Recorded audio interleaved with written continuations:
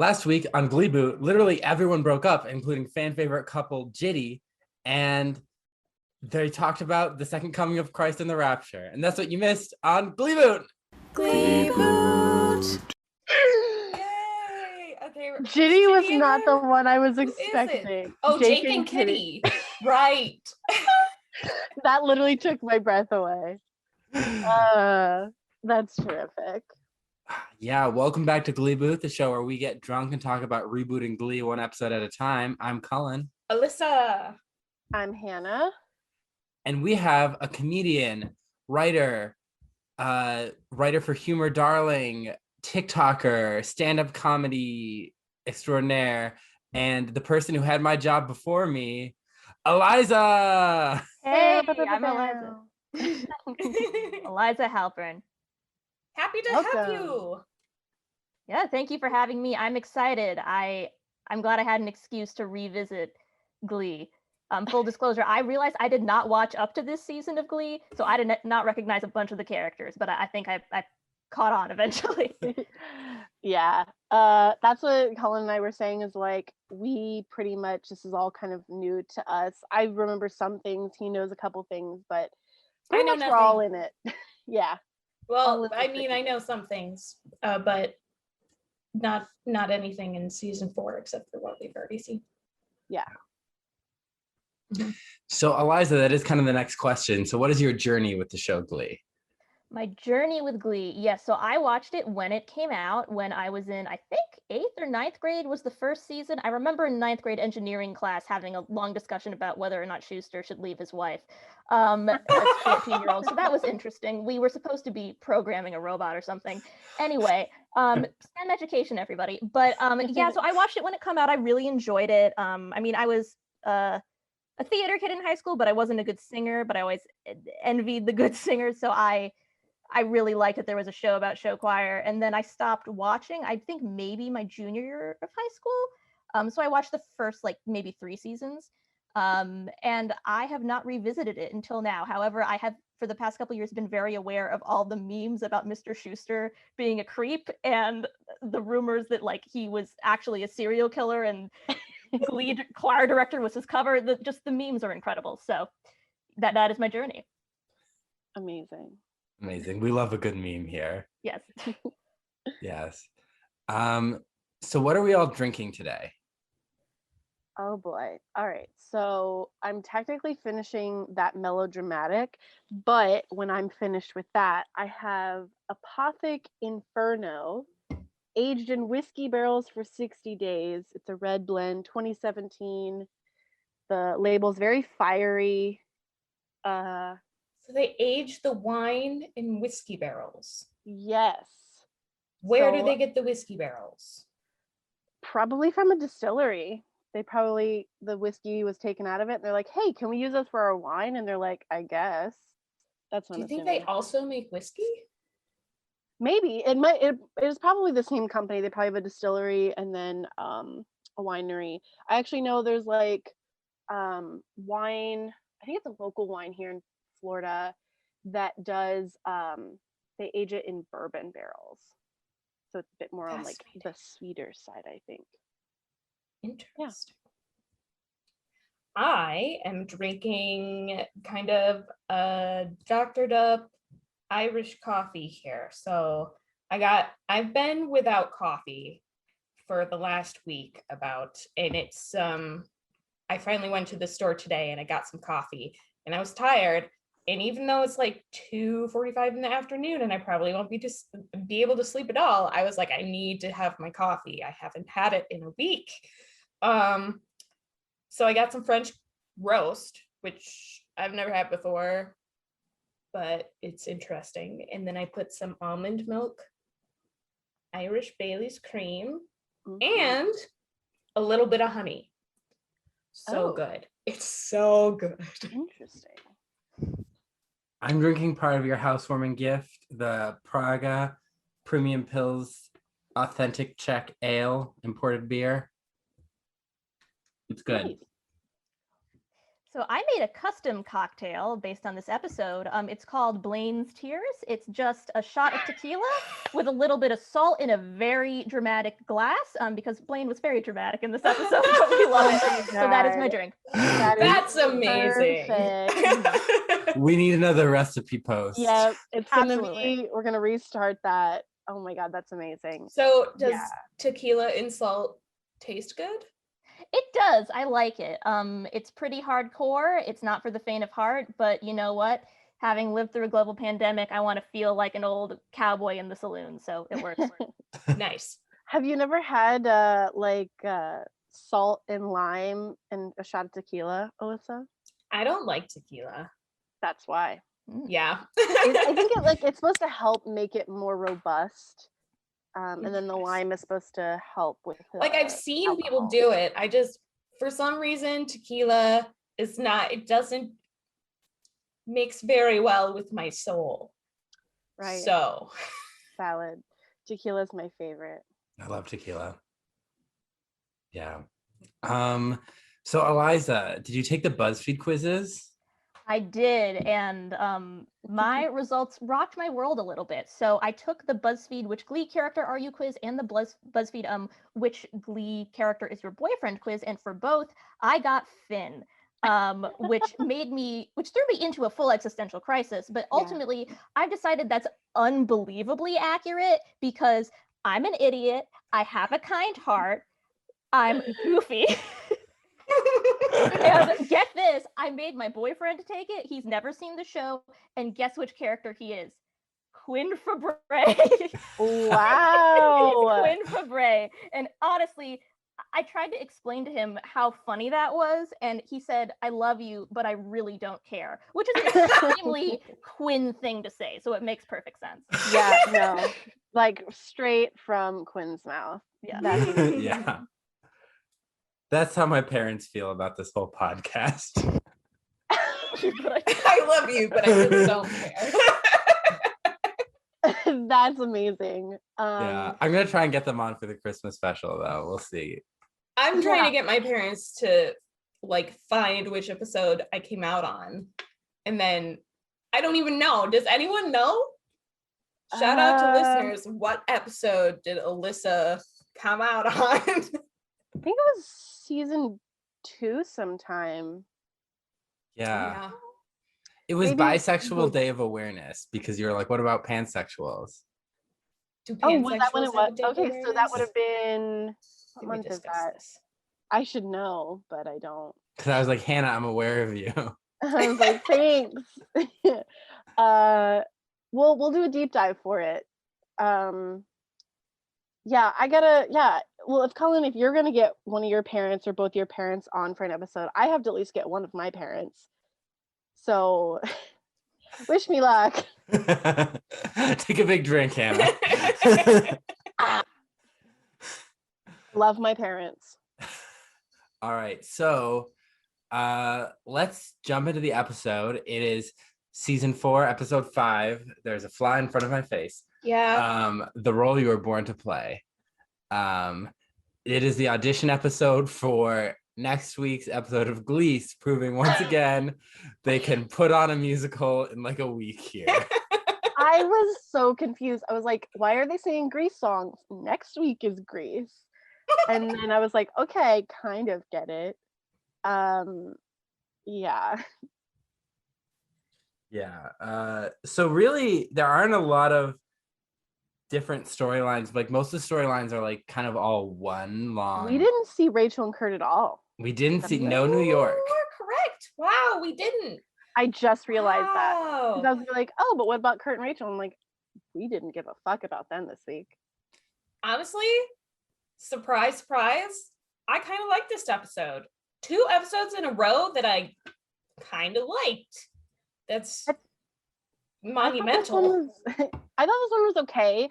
I think now, like, realizing that we didn't have New York makes me put in perspective that, like, oh, this is probably why, because it takes place in the same typical setting and I don't have to like completely reset what reality is when I go to New York in Glee. So yeah, I think that was one of its big things. Hi, Suki. She smelled you my have to say? coffee alcohol mix, and she was like, Ugh, gross. So by the way, Bye. at this point, Rachel and Kurt are in New York in like drama school. Yes and Yes. no. Rachel is. Okay, Rachel is. okay. Kurt's Kurt- in New York, but he's at Vogue. He's interning at Vogue after Fantastic. the weirdest 6-minute interview with Sarah Jessica Parker. I'm gonna go back and watch that.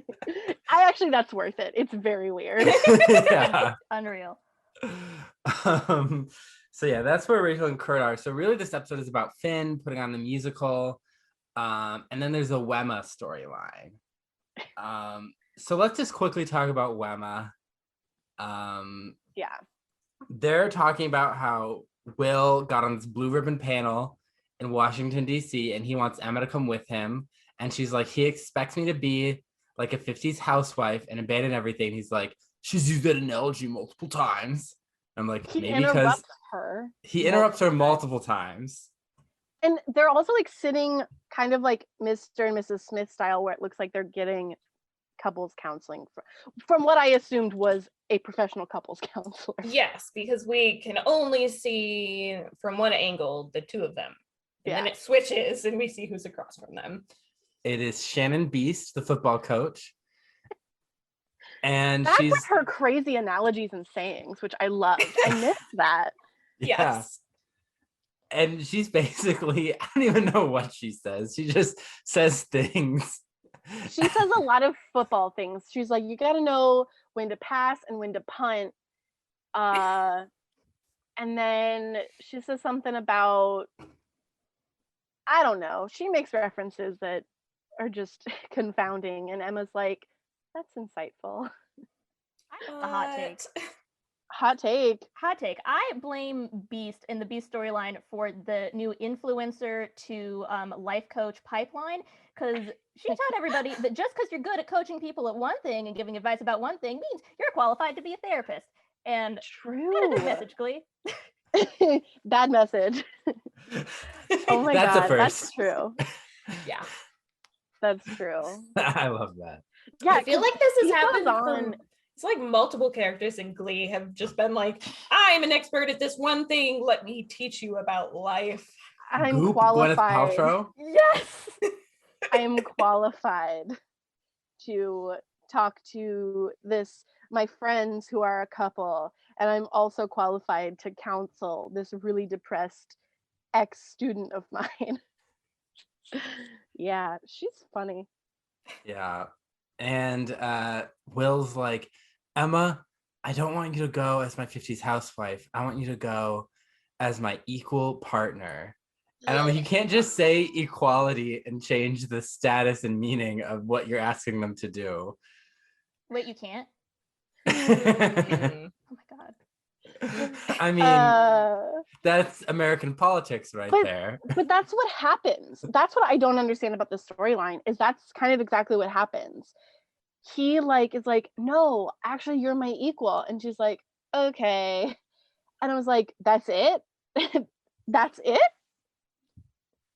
Yeah. So she says she's going to go to Washington, but she looks like horrified. And Beast has a face journey of tears Yeah. welling in her eyes.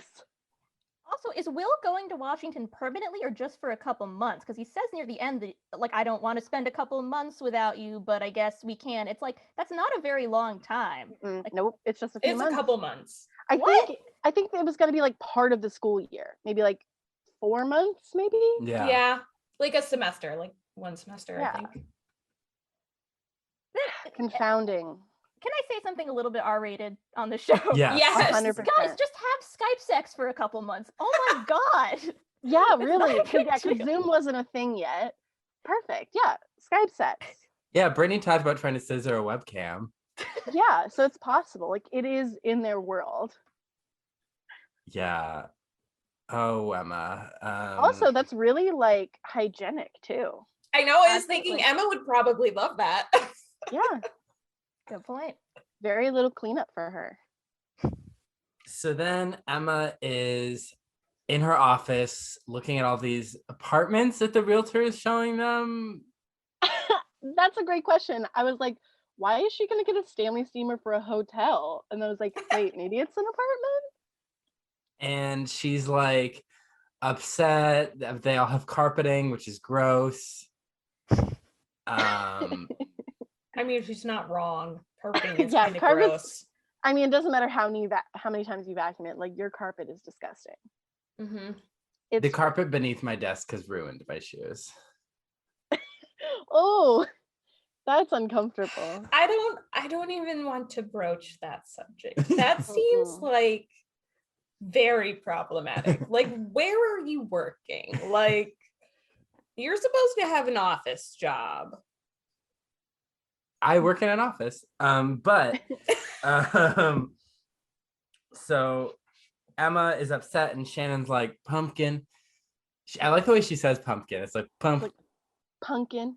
pumpkin. Yeah, there's like she's like Pumpkin. missing the middle P. Pumpkin. Pumpkin. Pumpkin. Pumpkin. Pumpkin. Pumpkin. Pumpkin. Phonetics with Gleeboot. How many times did we say pumpkin this episode?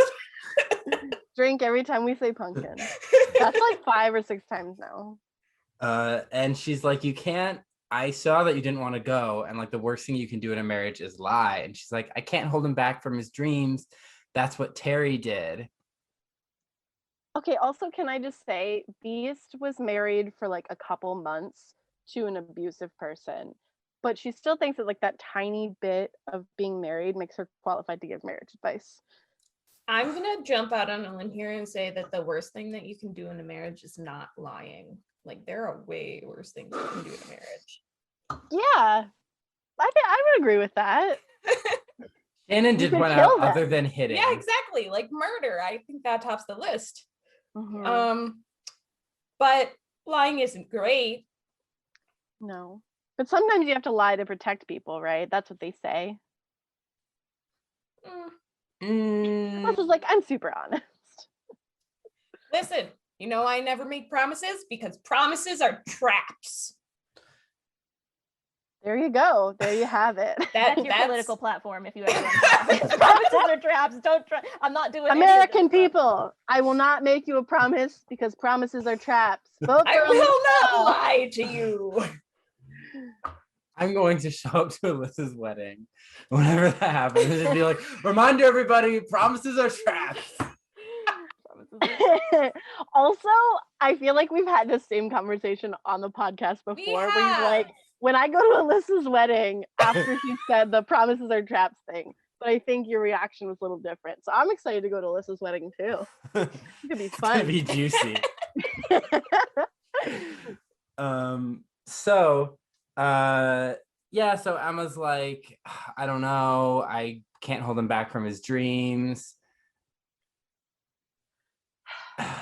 Like, how did she go from literally being like, no, I'm not just gonna drop everything for you, to then being like, okay, I'll go for a couple months because I'm your equal, quote unquote. And then she suddenly thinks that she's keeping him from his dreams. Like, he's an adult man. Like, he can go by himself.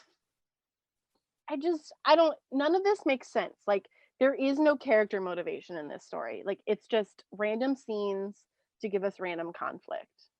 It was like, I don't know, like she thinks of herself as like an accessory to Will. And like if he can't wear her as an accessory, then he's not going out. There could have been a more interesting storyline with that thought process of like her coming to the realization of why she's so upset about doing this is that she feels like an accessory. And like the stuff that she talks about later about her mom, like that could be literally one scene. But like there could have been a more interesting plot, and like this was just super pointless and didn't make any sense. Yeah, because Beast is all like, you've been focused so hard on trying to be Will's girl, you forgot what it means to be yourself. And like why he likes you in the first place. And we're like, yeah, Emma has lost a lot of her characterization. Yeah, I also feel Oh, can I go? Yes. But I also feel like there could have been a moment to really address the idea of like being terrified of being like your partner's toxic ex, because she was afraid of being like Terry, but like lying about the emotional reality behind like a move that you're going to make is different than lying about a pregnancy. And like they could have really dealt with like the reality of like trying so hard to not be like your partner's toxic ex that you end up making the relationship more toxic. And that's so interesting, but they couldn't tackle that in 30 minutes and have fun songs, so they didn't. Yeah, I think that's another great option. Like there are just other things they could have done beside this random haphazard quote unquote journey that Emma goes on. Yeah, it's like they tried, but then it was like they didn't make it. They can only have one good storyline per episode.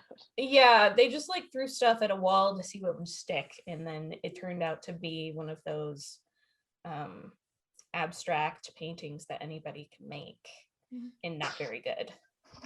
Also, shout out to Emma for being the only qualified therapist in the show. Apparently, really, the only person who can like think outside of herself.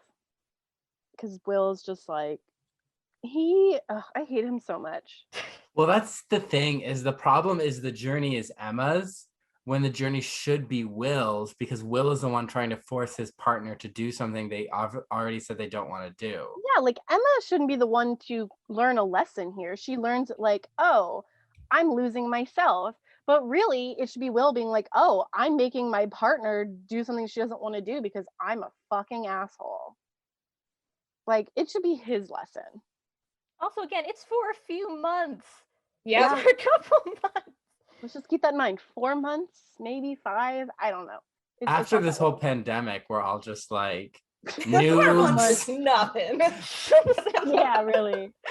Send the news, Cullen Callaghan. Yeah, so then Emma's home and she's making all these recipes and she looks like June Cleaver. And she's like stress cooking and baking, and I was like, I feel that.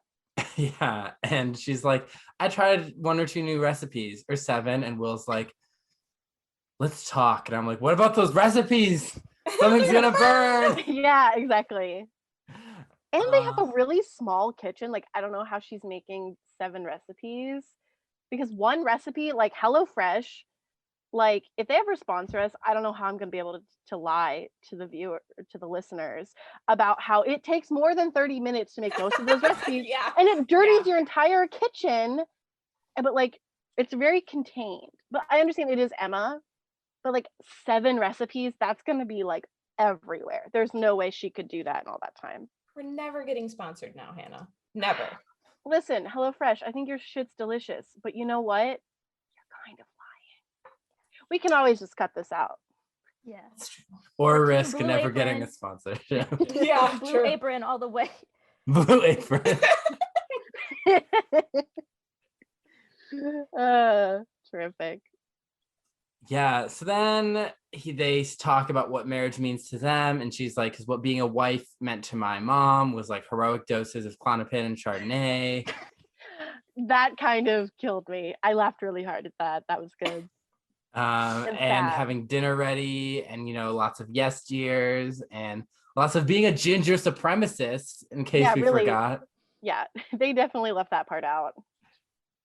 And then maybe that's what came from the Klonopin. The Klonopin and Chardonnay, it made her go kind of crazy. She's like, I'm a ginger supremacist. I think maybe that might have been her husband. That too. He poisoned her mind. And so they talk about like being a partner means like listening and that's stuff. it, just listening. That's kind of it. Listening, and like you don't have to be together all the time. That was the thing that they ended up landing on, that like, oh, we don't have to be together. But then that is not at all what the beginning of this conversation was about. It wasn't about like, oh, we have to spend all this time together.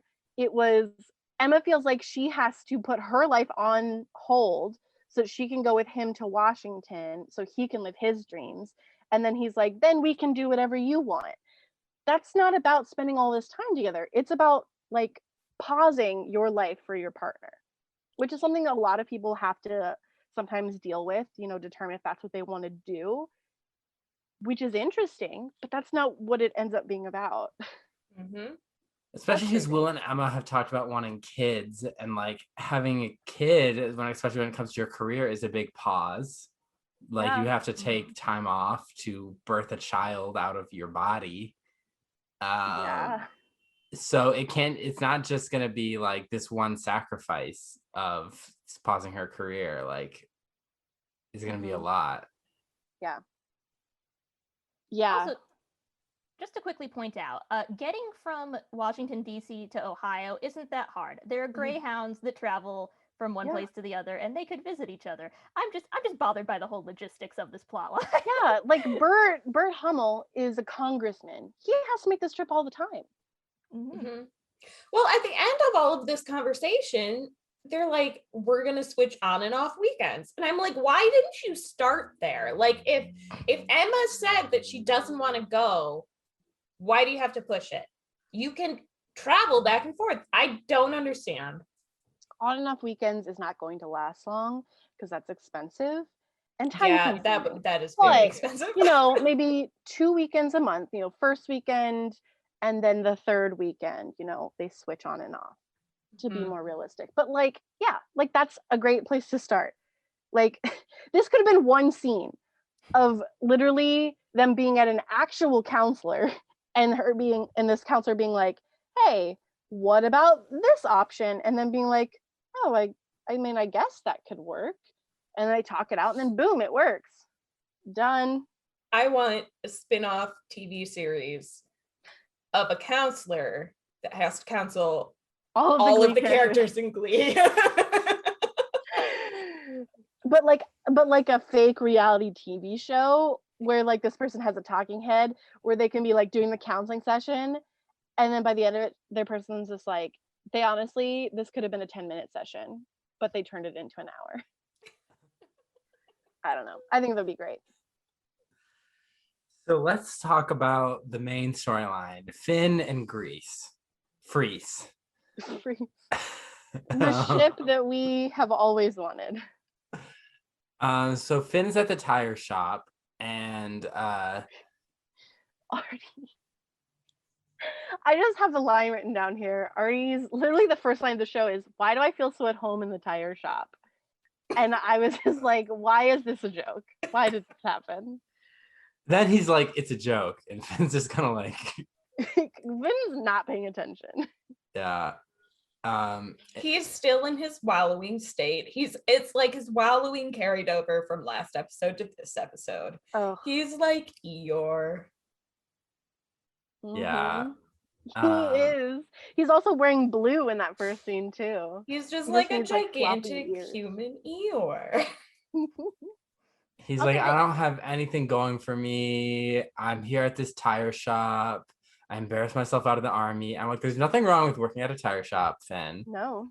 And he was thinking about doing that for the rest of his life after he graduated high school. Yeah, last season. He was thinking about doing that and like taking over the shop. He was totally cool. He was like, yeah, I think that's going to be what I am. And we're like, sounds like a pretty solid plan. I just spent a lot of money on a new tire. I had a flat tire the other day. Yeah. Spent 4 hours at night in a 7-Eleven parking lot. Let me tell you, that's a happening place. Yeah, so I'm like, he can make good money doing that. Oh, yeah. Totally. And like maybe work somewhat limited hours so he can have the time to like pursue his dreams on the side. It's like, I wish TV shows growing up had like glorified, quote unquote technical careers more. It's like sometimes quote unquote blue collar jobs are better than white collar jobs. Oh, majorly. Like, they pay a lot better too. Oh yeah. Yeah. So Artie's like, I want you to co-direct Grease with me. And Finn's like, I don't want to do that. And like, I'm a loser. I don't know what to do. And Artie's like, if you don't do it, then I won't do it. And there will be no musical. He's like, you can't just hold Grease hostage. And he's like, Olivia Newton-John is strapped to my chest and there's a bomb and she'll blow up. I was taken aback by that line at first. And then I remembered, oh, this is Glee. The lines are insane. Yeah, I'm on board. Yeah, I that one definitely kind of, because I also remember like, oh, Olivia Newton-John was in the show, and so I just like, I don't know. It was just a very weird line. Also, why specifically Olivia Newton-John? What about John Travolta? Huh? Anyone? By that point, I don't was know. everyone aware that he was a Scientologist, or? Oh yeah, he'd Okay. been a Scientologist for many years. I think that had been pretty much out in like the early 2000s. Okay. I don't think that I would care if John Travolta was held hostage. Maybe that's why. I'd just be like, tell me where Shelly Mishkovich is. Yeah, really. Like, where is she? You have to know something. Yeah. Yeah. So then Finn agrees. And meanwhile, Blaine is all sad. He's talking to Sam as they sign up for the musical, and he's like, Sam's like, we're president and vice president. We can just decide who we want to be for the musical. And Blaine's like, It's not a I'm word. so depressed. Kurt returned my box set of Gilmore Girls. He doesn't answer my calls. I've even stopped gelling on weekends. And Sam's like, oh, so it's pretty bad. He's like, we'll get through it though. Like, everyone's been there. And Blaine's like, he was the love of my life. We're gonna spend our lives together. I feel for him though, but you know, it but then again, it's been a really long time since I've been a teenager, so like the reaction that I would have had in that situation, I don't know. It might have been very similar, just He's very the one that cheated. dopey crying. That's true. He Hmm. kind of dug that hole for himself. I have Yeah, a very it pressing is- question. Yeah. If this was made today, would Kurt and or Blaine sing Good For You by Olivia Rodrigo as one of their songs? They would have done the whole album by now. Absolutely. Like they would have known ahead of time when the album was coming out. There have been like so many TikToks that I think I've sent Cullen of like people who was it Rachel was gonna do driver's license. Yeah. Like they would have known when the album was gonna come out. They were gonna release the episode that same week when the album came out. Like they would have known already. Yeah. Yeah. But, Blaine would have sang Good For You. I could see that. And he'd smash it. Yeah. He would. Yeah, that'd be a really good cover. We should call Darren Chris and just be like, just for us, can you just Darren. cover Oh Good yeah, For let me You? just call him up on my cellular telephone. Hello, Darren. Hi, it's Hannah. Yeah, from Gleeboot. Yeah, you should definitely do that cover. Cool, bye. What a great bit, guys. Good job. So he sings Hopelessly Devoted to You while singing at a yearbook, or not a yearbook, a scrapbook. I have to say that if I was a prop maker for Glee, I would have killed that scrapbook. I fucking loved scrapbooking at that time, and I was pretty good at it. It was pretty mediocre, not gonna lie, their scrapbook. And he sings across the football field, as they always do this on shows where the cheerleaders and football players like practice at the same time and hazard. place. Like he could have been like, what I would have wanted was like a record scratch and him just getting tackled. Like obviously that would have been horrible because he would have been very injured. But like that's the comedic relief I want from this very depressing moment. But this song, it's probably one of my favorites from from Grease. It's beautiful. And Blaine does have a great job. I think it's great. Yeah, he auditions with it for the musical, and then Artie's like, say something, and Finn's like, what? And Artie's like, you're the Danny Zuko of our dreams. And he's like, I can't play Danny. Grease is a romance, and I'm just not feeling it. And he's just I like, ruined mine. yeah, he's like breaking down. He's like, I could maybe play Teen Angel, but I don't know. Again, the He's inspiration for the Blaine Tear cocktail. Yeah. I was also like, this feels really fake. Like, I don't know if it's just the acting or the way it was written or both, or just that it's Glee and he's supposed to be a teenager. I don't know, but it felt really dopey. Yes. I just wasn't believing it. It's like when your 14-year-old cousin breaks up with her boyfriend of 1 week and then she's like sobbing. My life is over. Yes, this is what it felt like. Yeah, it had like that melodramatic quality that like we know Darren Criss, who plays Blaine, can act that. So I think it was the writing. Mhm. To be clear, like I really do think it was the writing. Like they could have given him something a little bit more realistic and had it been more heartfelt, or maybe they wanted it to be dopey because they didn't really want us to feel that bad for him. Like they wanted us to laugh at him. Yeah, I mean, this wasn't really his storyline, so maybe they just wanted to take the focus off of him. Yeah, and they needed a reason for why he wasn't going to be cast as Danny Zuko. Which, yeah, that's okay, true. The only reason they were going to cast him as Danny Zuko is because he already knows how to use grease in his hair. I would also say that what made it dopey for me was specifically that he said he can't do a romantic role in the musical because he just broke up. It would have made more sense if he was just like, I'm not in a good mental place right now, guys. I don't think I can lead a musical. Like that wouldn't have felt dopey to me. It would have been very realistic. I've been like, yeah, I get it. Mm-hmm. He's like, I can't be romantic. Yeah. And then Finn is all like, I can't lead the musical. I don't know what I'm doing. And he's like, you need a good choreographer and vocal coach. And guess who I just called in and apparently didn't have anything else to do with their lives. Right. These adults. Again, Finn is an adult. Mercedes comes in. She's an adult. Mike comes in. He's an adult. They are adults. Okay, Mike is supposedly at a very fancy dance school. And Mercedes is in LA. Like, how do these teenagers have the money to fly in from random places? Right. And the time. He was from, so Mike was in Chicago and she was in LA. Mercedes was in LA. Those are really expensive places to come in from. Like, even though like a Chicago to Lima or Toledo flight probably isn't like super expensive, but like, it's still pretty expensive. Like, yeah, kind of a waste of time. Insert that like someone's working as a flight attendant and gets buddy passes now or something.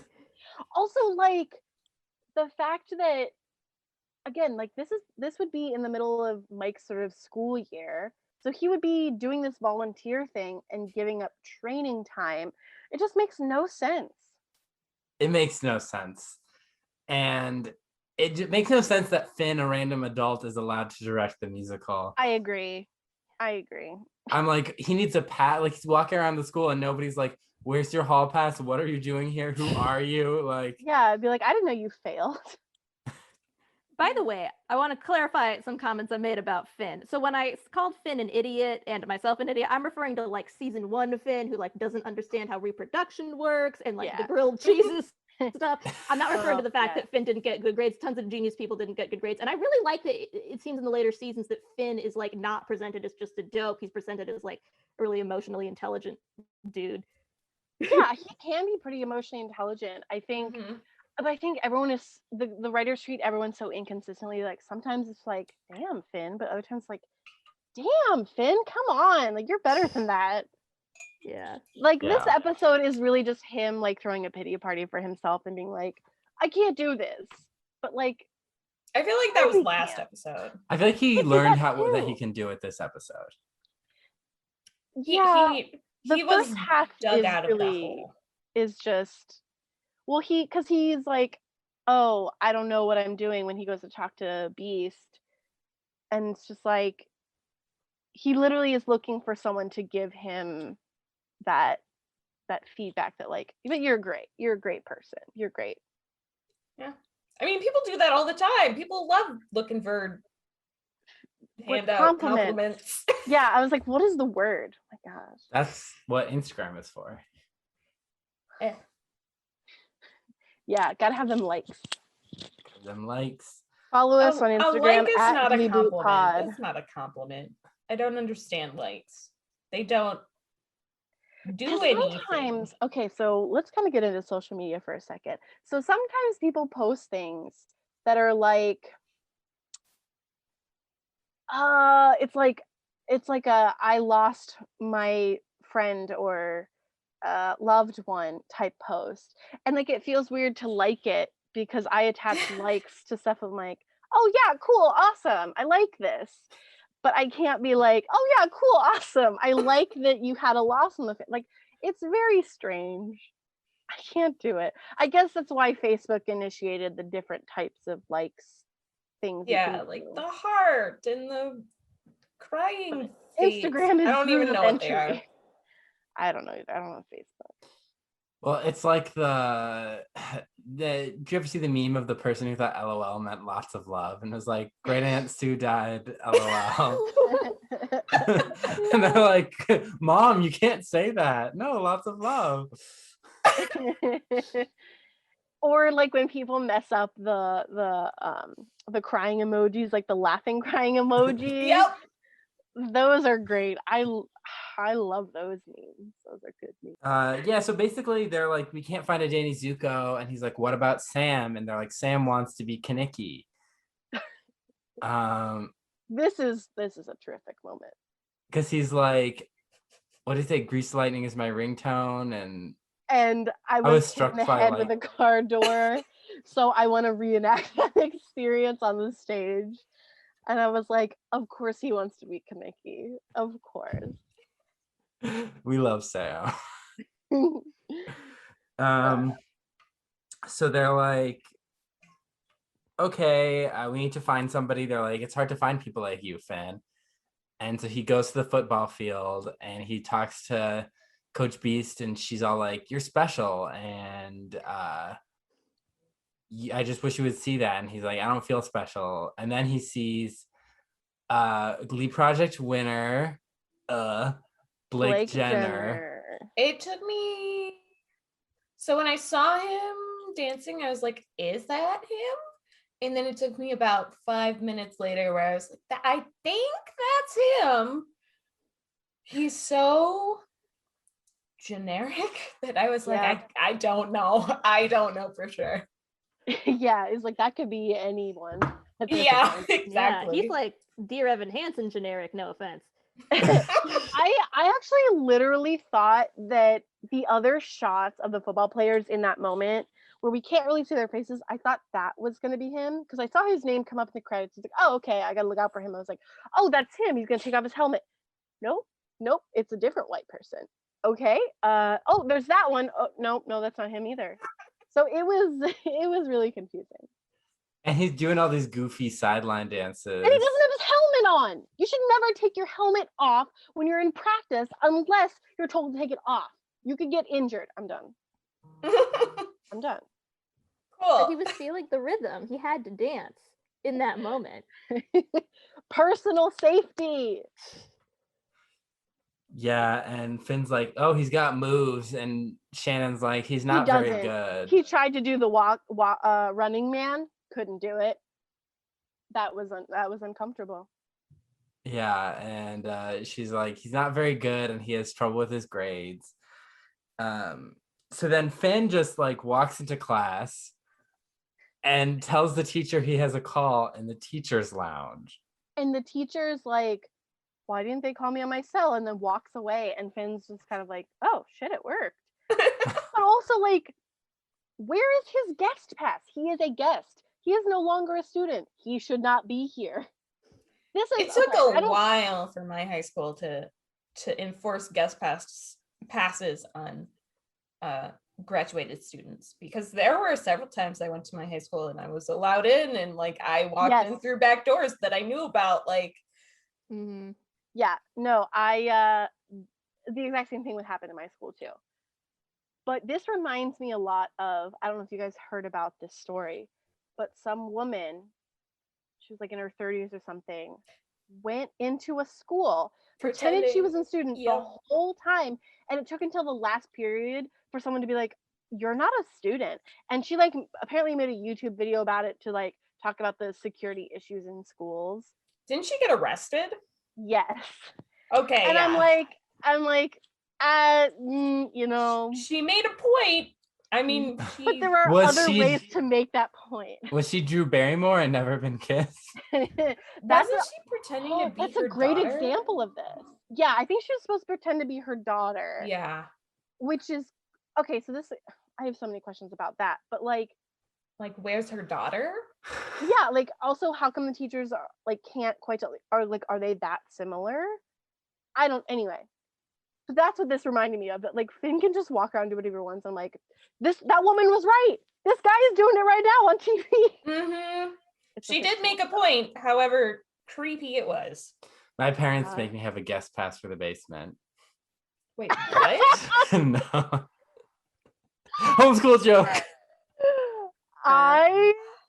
It took Alyssa a second. Oh my God, Cullen. I want that to happen to you so bad. I want your mom to be like, where's your guest pass? Where's your hall pass?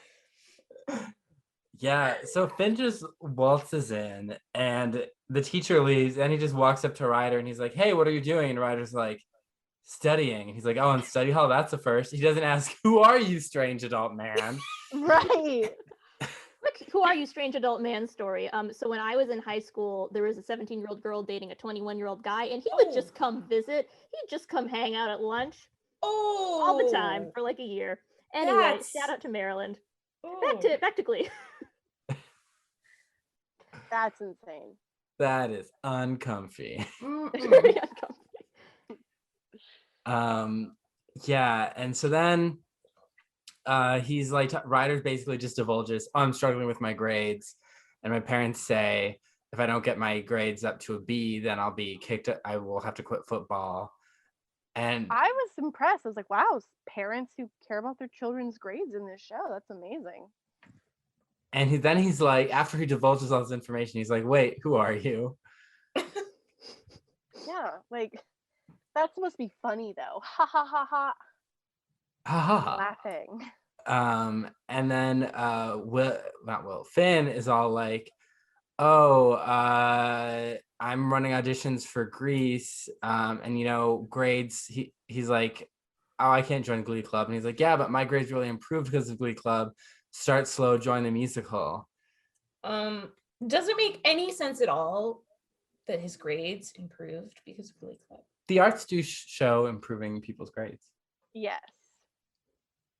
But Don't I they think take like time and effort away from your studying? that's what I was gonna say. Like it kind of Finn's point is kind of contradictory because it doesn't have the sort of the data behind it. It did make me think that immediately that like, yeah, but it does take away time from like being in study hall. Like you have to like prepare for the musical.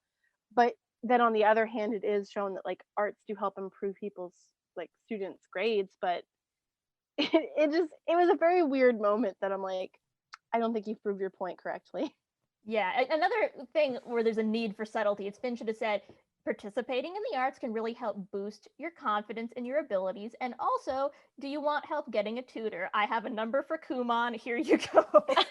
Like, also, thank you for pronouncing that because I have seen the signs multiple times. I was like, I have no idea how that's pronounced, and you thought it was like, come on. Yeah, I was like, are they telling these kids like, come on, you suck, get better? Like, but no, it's something totally different.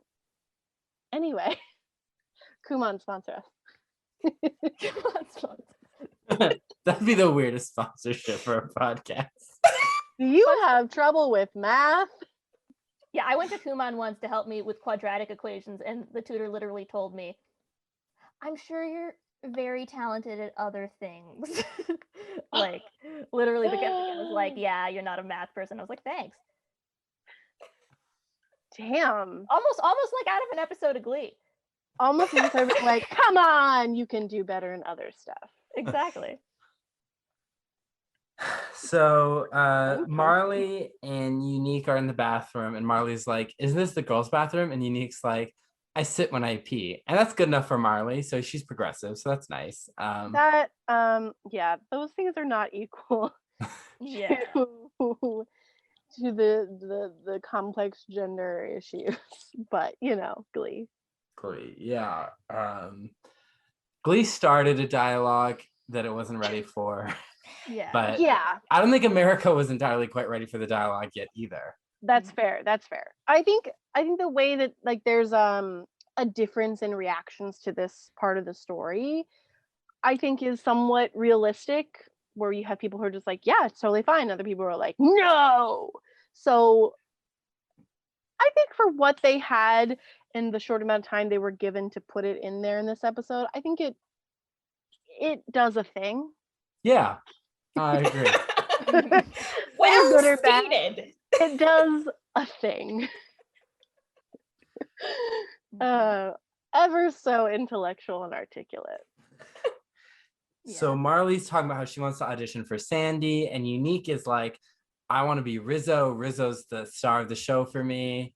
I agree. And she's like, I don't know if they'd let me play Rizzo. And Marley's like, Artie and those guys understand.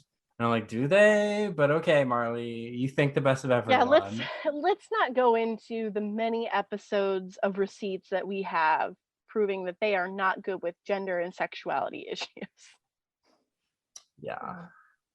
But Marley is such a Mary Sue in this episode. Yeah. Actually, just in general. I keep waiting for the flaw to appear. It's not coming. It's not coming. I wouldn't say she's a Mary Sue. She's more of a Karen Cartwright. But Alyssa doesn't understand that reference. Yeah, I would agree she's somewhat of a Mary Sue. But yes, in the more of the like Karen Cartwright sort of ingenue type.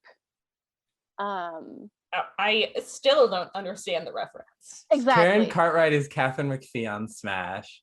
Oh my God. And again, she has nothing to show, so she's like, sure, whatever. But yeah, I would agree that she's somewhat of a Mary Sue. I would say a little bit, yeah. Majorly. She's majorly a Mary Sue. No. But I know things about her that you don't. Well, then you can't say that. At But this I do point, agree. she's a major Mary Sue. No, I think the Mary Sue thing is overused. If we're going to get into that. Okay, we're going to get into it because I will die on this hill. All right, and here I'll we take go. you with me. I think all right, let's get into it. Mary Sue also means that they're overpowered, that everyone just gives them things for no reason. Well, it's not always that they're overpowered. Like sometimes they just bop around, which is kind of how I feel like Marley. I keep wanting to say Riley. Marley is. Like I would agree that she's a Mary Sue in that like there really isn't anything wrong with her because like she really does very quickly accept Unique as they are. She doesn't really have any argument there. What about those dumb newsboy caps? That's a flaw. Okay, yeah, no, that is a big flaw, but they're not treating it like a flaw. Exactly. They're treating it like a style choice that's positive, and I disagree. Mm-hmm. So yeah, no, I would say that she's. What did you say, Elyza? I was gonna say, I mean, if you're size 2 and symmetrical and white, anything's a style choice. Have you seen Emily in Paris? Oh my God. I have not. I can't bring myself to watch it. I need more wine. Like I need more than a bottle of wine. But okay, so let's kind of move on from this. That I do agree that in a lot of ways she is a Mary Sue, especially right now, at least the past couple episodes for sure, which have been One last quick thing is that actress actually played Supergirl on Supergirl, and that character was called a Mary Sue in the press like a million times. So she's got a break. Interesting. Well, there you go. Yes. I think she's typecast. I think Mary Sue is so often used for female characters and not often used for male characters. Well, there's a different name that I don't know. Marty Sue. Are you sure? Yeah, according to TV tropes.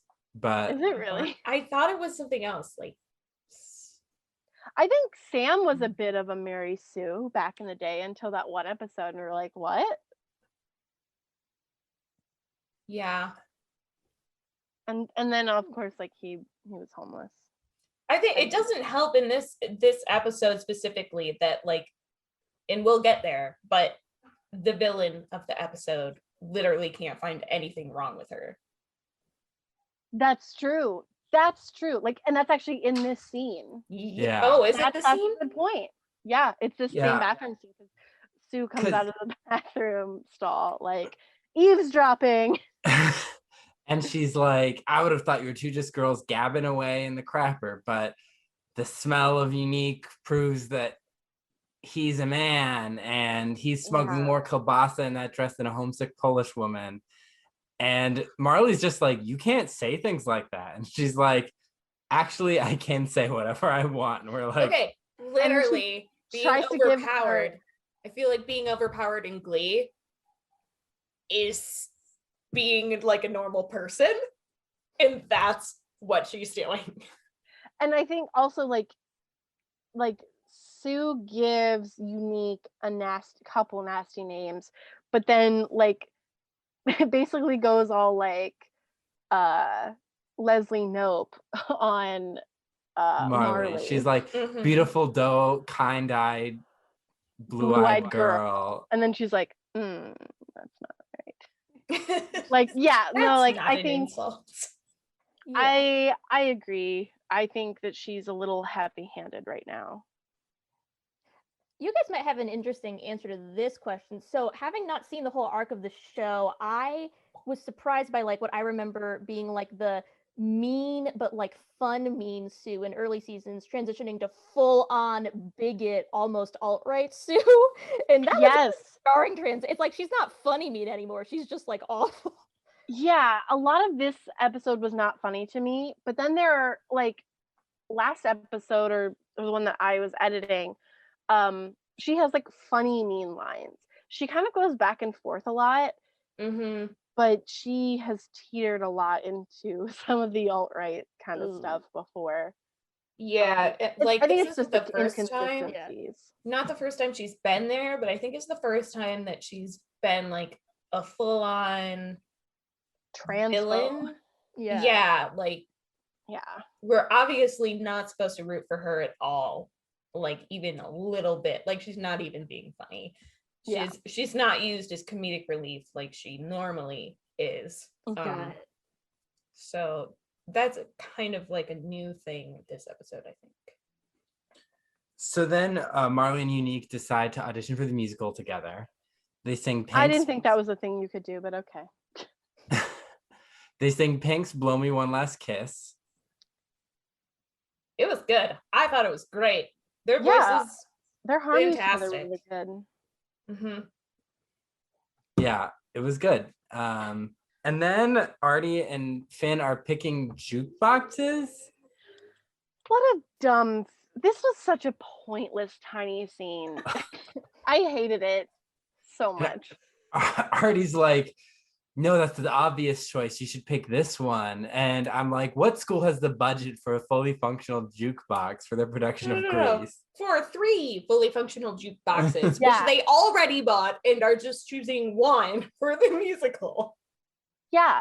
So what are they going to do with the other 2? Like, and he's like, don't go with the obvious choice. And I'm like, why not? Grease is a kitschy musical. Like, it is literally kitsch, especially in what was this, 2012? Yeah.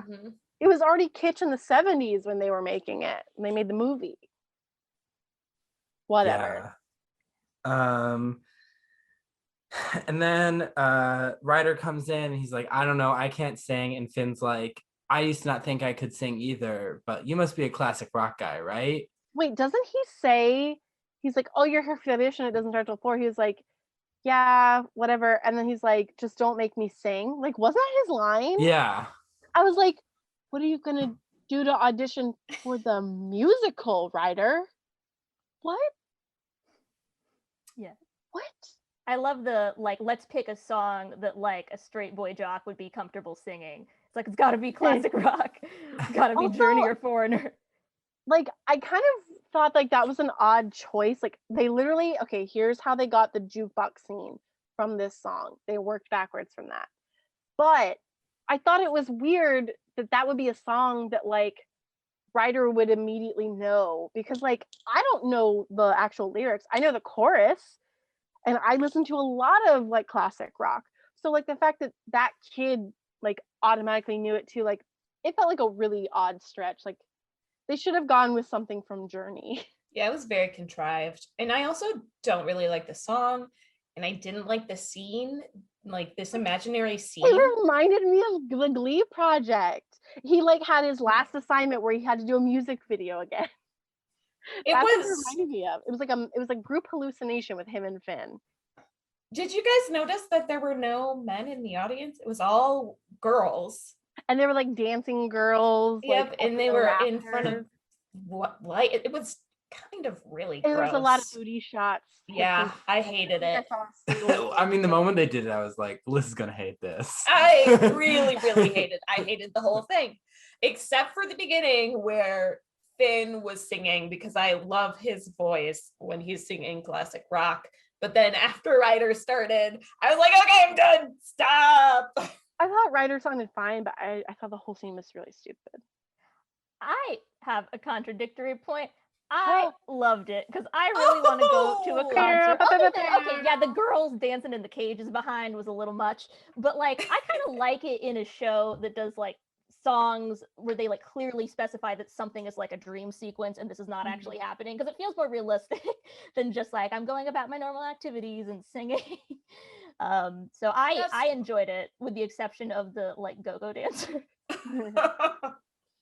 So the rock and roll vamp go-go dancers. Yeah. Yeah. So then Ryder's talking to Marley and he's all like, oh, I heard you might play Sandy. They're looking for me to play Danny. I'm on No, wait. Before that, he comes up to her locker and is like, hey, are you Marley's? I'm Ryder. And she's like, oh my God, hi. I know you were in the football game. And I was just like, oh boy. But for that,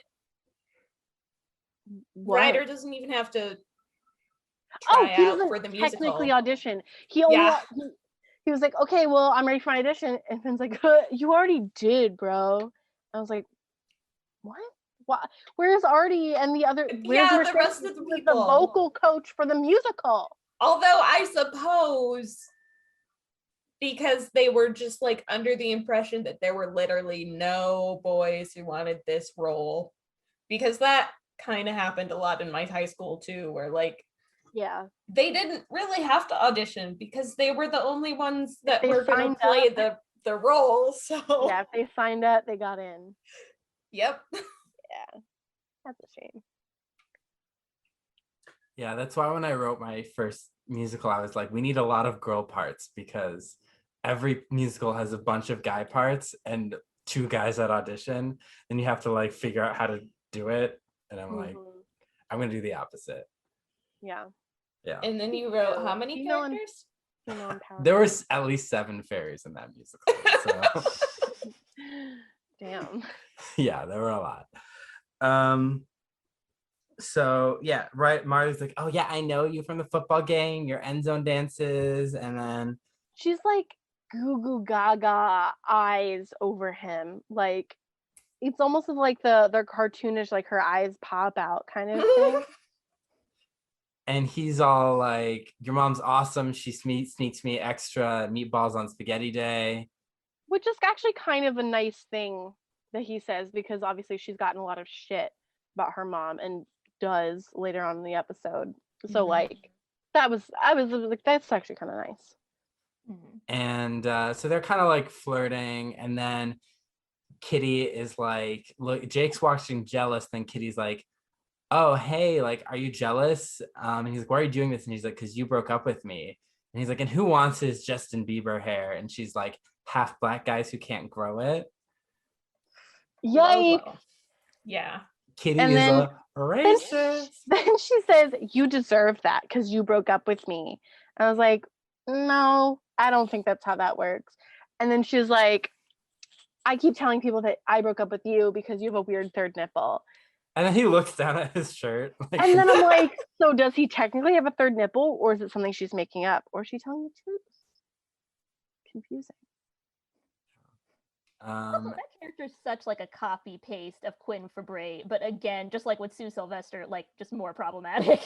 Like it's bad. Yes. It's like the meanness of Quinn just turned out to 50. Yeah. Yep. Yeah, because she even has her Christian club. Quinn had the celibacy club. Kitty has the Left Behind club. The Left Behind club? Oh my God, do they say Left Behind from Spring Awakening? What was that last episode? Honestly, do yourself a favor. It was actually a really good episode. Watch the episode previous to this. It's so good. They don't sing Left Behind from Spring Awakening, unfortunately. Okay, I didn't even think about that. Damn it. Yeah. So then song stuck in my head, Cullen. So then Kitty comes up to Marley and basically just bullies her and is like, I know you're poor and poor people don't have a lot of opportunities to enjoy anything, but I'm going to audition for the musical and I'm going to be Sandy. And Ryder, you should know there's only about her gene pool. There's only a small amount of time until she bloats her natural weight of 5,000 pounds. And then Ryder's like, you're kind of a bitch. Yeah, he sort of. In my head, I had him saying, "You're a fucking bitch," but that's not what he said, obviously. That's what any normal person would say in this situation. Yeah, but he is also like, "What has she ever done to you?" Which I'm like, great question, Ryder. That's a great question. And she's like, she lured my man away. And then she's like, by the way, I'm single, and walks away. And I'm like, Kitty, he literally called you a bitch. He's not interested. Yeah, it was very weird. I didn't like this entire exchange. First of all, because she's a terrible person, but I really hate the word bitch, and I also really hate it when men use it. So when he said she was a bitch, I was like, Yeah. oh no, please don't, Ryder. I mean, you're generic, but you were nice, and now maybe you're not as nice. I don't know. And then, go ahead. Pitching a comeback that would have been better than you're a bitch. It's like, how about we piss at your meatballs next time? Or how about you don't get lunch anymore. You're gonna eat the scraps. I don't know, just something about like, yeah, like something disrespect clever. the lunch lady. Yeah. Mm-hmm. How about you're a terrorist? Because that's what I think of whenever I see Kitty. Kitty the terrorist. Emotional terrorist. Now we have two terrorists, Terry and Kitty. Kitty, Oh yes. Yeah. Kitty, what I if hate. they're related. Kitty is the daughter of Terry's sister. Oh my god. Yeah, I could see that. That's a connection. It was a daughter that she had in high school, and then she had her like evil children later on. Yeah. I could see that. Yeah. So then Kitty signs up for the musical and Jake's like, sign me up. And Kitty's like, oh, because you want to make sure Marley doesn't fornicate with Ryder. I can see that jealous face. And then she's like, the word fornicate. Just gonna say it. Hannah doesn't have a career as a Southern Baptist preacher because she can't use the word fornicate. Did I ever tell you when I was at the hardware store, when I was in high school, one time I said Merry Christmas to this lady and she was like, people don't believe in Jesus and celebrate Christmas, they're pagans. And I was just like, then she's like, and God sent his son. And I used to wear a cross and I just like pulled it out and was just like, please don't do this to me. And she was like, people wear a cross and they drink and they do the drugs and they fornicate. They do the drugs. What is You're just this little baby in high school, like, please don't hurt me. Like, she's cross. And so I always joke, because now I'm more of a happy holidays person, but I used to say Merry Christmas and I'm like, the only person I offended was a extreme Christian. Mm-hmm. That's so weird. The war on Christmas is never going to be over. Yeah. We'll wait till Glee does an episode on that. Oh boy. So then Kitty and Jake sing Everybody Talks. They have some banger choreography. Yeah, the choreography's pretty cool, I guess. That's fun. It was a decent cover. I just think Glee missed an opportunity to have like a gossiping scene where everyone sings Everybody Talks. Yeah, that would have made more sense. Because I don't understand why they're singing the song. It doesn't make any sense for the story. Because it was popular at the time. Exactly. True. But they could have like written a scene about gossip. Or had a storyline about that. And intercut it with the like what if it is Jake and Kitty sharing rumors about each other, yet they still audition for the musical together? It could be intercut, boom. Yeah. Makes sense. Their nipple. Everybody talks too much. Do not like his voice, do not like this cover. I'm sorry. I just cannot get over his voice. His Kermit voice. It's so like right in here, right in the nasal passage. It didn't bother me this time. It's like some songs it bothers me, some songs it doesn't. Not this time.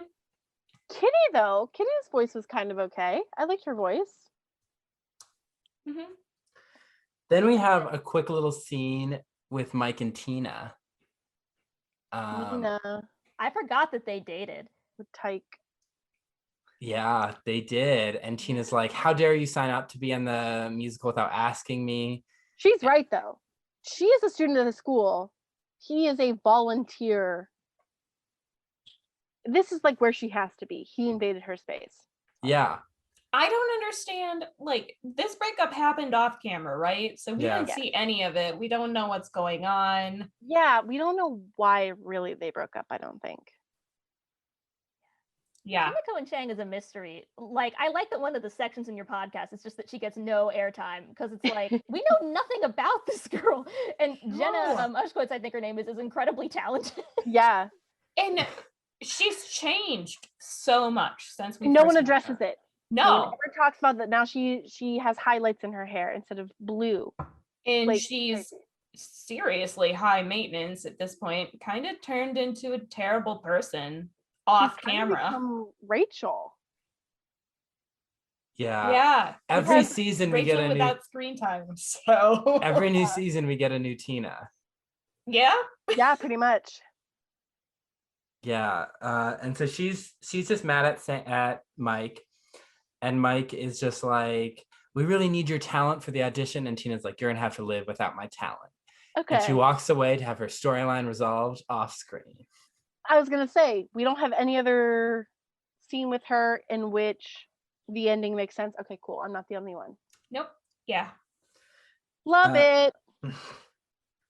And then they're picking out their casting and they're talking about callbacks. Finn's like, we have to do the thing where we call people back. And they're all like, callbacks? I'm surprised that word didn't trigger him because of last episode, because that's what the bar was called. Oh, yeah. I kind of wanted him to be like the thing where, we call them back and people are callbacks. He's like, no, don't say it. Don't say it. It gives it power. Like Voldemort. And he's lobbying for Marley as Sandy and Unique as Rizzo, and Artie, the jerk, is like, we can't have a brunette Sandy and a man play Rizzo. Who's directing this? Julie Taymor? And then Mercedes is like, what did she say? Just like Maria because- can't be black. Yeah, and then he was like, that was a year ago, Mercedes, get over it, essentially. And I'm like, fuck you, Artie. Artie's the worst. Like, Yeah.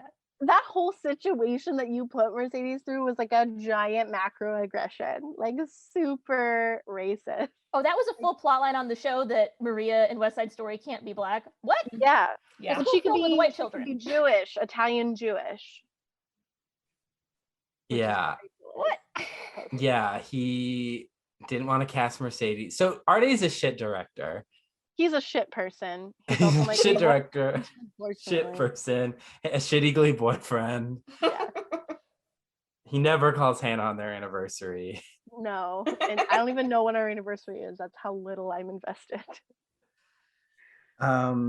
And so then Sue comes in and calls Finn into her office, into Figgins' office, and is like, they want to cast Unique as Rizzo. And Figgins is like, I don't know what your problem is. Unique's got it going on in all the right places. She's a brick house. Sexualizing a child.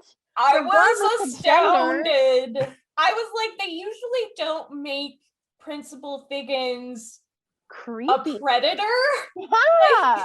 That's gross. And then no one addresses that. That just continues. Mm-mm. And Will's then, just like, oh, Wade's definitely a dude. and my thought was, how could the principal not know what the student's record says? Like, that's what I just don't understand. Like, unless the student record actually was saying female.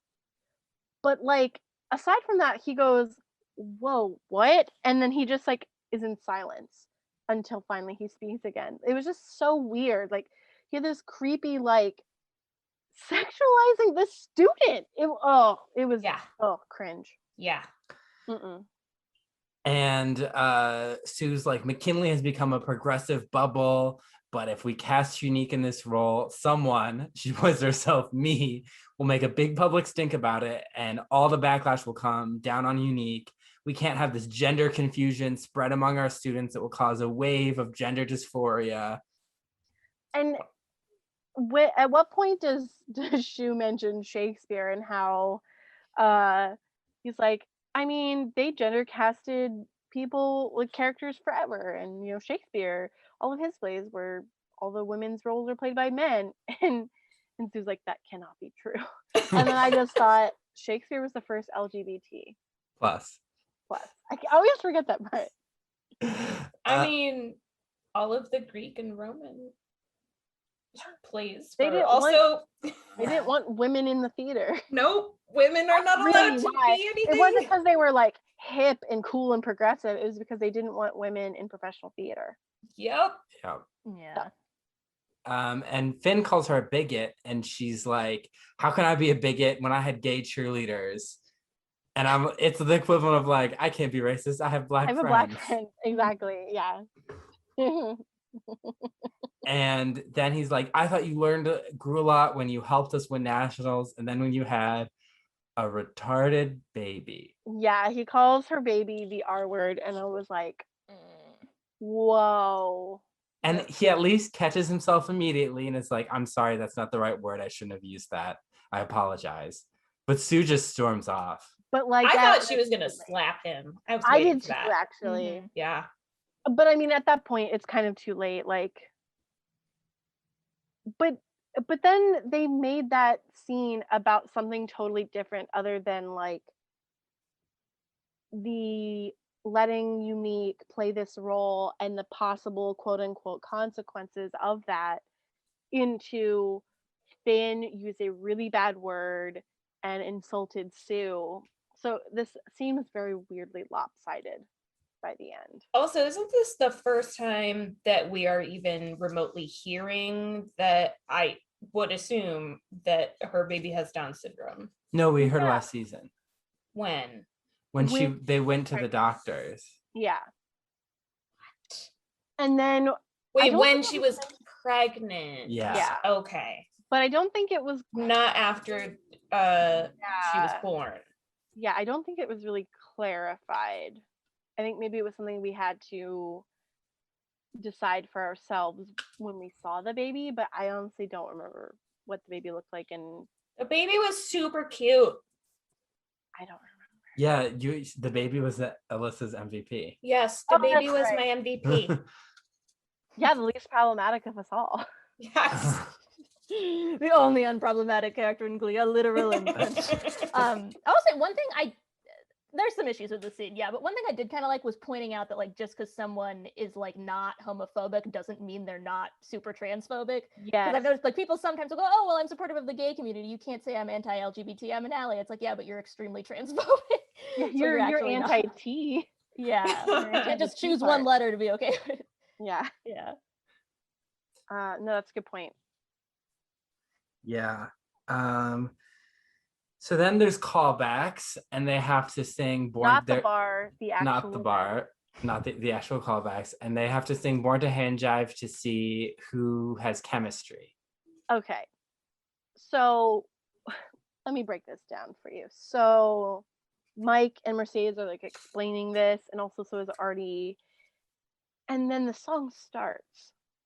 I don't know if you guys caught this, but Mike slaps Mercedes' ass. I saw that. I rewound it 5 times. I was like, no, that didn't happen. And I kept rewinding. It was like, it fucking happened. Yeah, he slapped her ass. She walked away because like they were like next to each other, and so they were like back to back, like you could see their backs, and he just goes right on her ass, and I'm like, no, not okay. What? And I'm like, okay, maybe it was a scripted thing, but like there's no reaction to her being like into it, or like it becomes like a thing. It's just the slap. NBC all the way back in the day, starring Zachary Quinto. The slap, the one where the kid gets slapped at the birthday party. Yeah. Yeah. So that was awful. That happened. But then they do Born to Hand Jive, which also I was listening to the lyrics and Mercedes was singing it. And this in the story of this song, a woman gives birth to a hand jive. What? The future liberals want. These are liberals. Women giving birth to hand jive. Yeah, I was like, those are the lyrics? I've never listened to them. It was very strange. That whole song was a fever dream. Like, I'm not a huge Grease head, but that song in particular just feels like everything that people don't like about musical theater. It's one of the songs that makes me understand why some people don't enjoy musical theater. Also, like, I thought what was interesting, and also interesting for the fact that, like, next week is the Grease episode titled Gleese, is that the story that happens within this scene is reminiscent of the movie, where, like, one couple comes out on top because of the other couple kind of getting in their own way, which was interesting, but it also kind of was like, I don't know. I don't think I liked this number. Yeah. I was just like, weren't they learning the moves right then, like on the stage? And I was like, nobody would know this. Yeah, like, This is ridiculous. But they did say, well, that's why we gave you the song ahead of time. And I'm like, what is that supposed to? Because, like, they don't really, I mean, they do sing it, but Mike and Mercedes sing a good chunk of it. Yeah, and like, So, how are you supposed to practice choreography if you're not given the choreography? They only got the song. yeah, I don't know. It doesn't make sense. I mean, unless, like, they're like, yeah, you guys need to learn the hand jive from Grease, and that was, like, all off screen, and, like, that's something you just have to watch Grease for, I guess. Of course. Yeah. One issue with Glee as a whole is how it portrays like learning numbers for a musical as so easy and quick. Oh my god. It's like, you know, in real life, even though they're professionals, they practice that for like weeks. Yeah, like all the blocking for that, even like the fighting and stuff, like that's all choreographed. Do you think the actors are just like salty about the way that Are they sour grapes about it? are they sour grapes about the way that Glee portrays how easy it is? Maybe they're probably like, you know what? This whole sequence probably took 6 hours to shoot, and it's 5 minutes. Could you imagine? Ugh. That's what's crazy about Yes. movies and TV is like all that amount of work boiled down to I 30 can imagine. I mean, I work on hypothetically. a shot that's 80 frames long for 7 hours. Yeah. Yeah, would have been a fun plotline in Glee if just one episode they like reveal that they're all failing everything because they've been spending 40 hours a week rehearsing musical numbers. That's a great point. But like they've literally had maybe a couple small moments, but one moment where they actually were rehearsing a song and it made sense. Like that was the first episode of this season. So Yeah. Season 4, they finally showed us like, hey, this is what it looks like for them to kind of rehearse. And we're like, what? That's crazy. But yeah, no, like this is callback / they were testing chemistry, which I don't understand how they could be testing chemistry when like they're doing the hand jive, which is not it's not a duet dance. Yeah, that's true. Like the hand jive is literally just hand motions. Like I don't know. It felt really didn't. It was also that they didn't. It wasn't to see like who had chemistry because it was definitely. It was to see who could dance. They said it was to see if you have chemistry and to make sure you can dance in the 50s style. Right, but it wasn't to see which individuals had chemistry with each other. It was like this pair versus this pair. It wasn't like if because they interchanged a bit. Yeah, that's what I was actually confused about that because at first I was like, oh, pair versus pair, and then I'm like, no, they're swapping partners. So it would have been interesting, but then yeah, I don't know. I think didn't like this number. Yeah, I think they had them do the hand jive to test whether or not they were okay with randomly getting slapped on the ass to make sure people weren't stupid special snowflakes who don't want to be sexually harassed as teenagers. There you go. Well There put. you Yeah. This whole scene was very confounding to me. Like the logic of like them testing chemistry between two people makes sense, but not like this. It would make more sense like acting, like have them read scenes together. Like obviously it's Yeah. not very dramatic, but like I don't know. Yeah. So then Finn, so they kind of decide how they want to cast the show, and Finn comes up to Unique and is like, "We want you to play Rizzo. I just want to make sure you're ready for the backlash, and I promise to protect you. But you're the one out there on stage."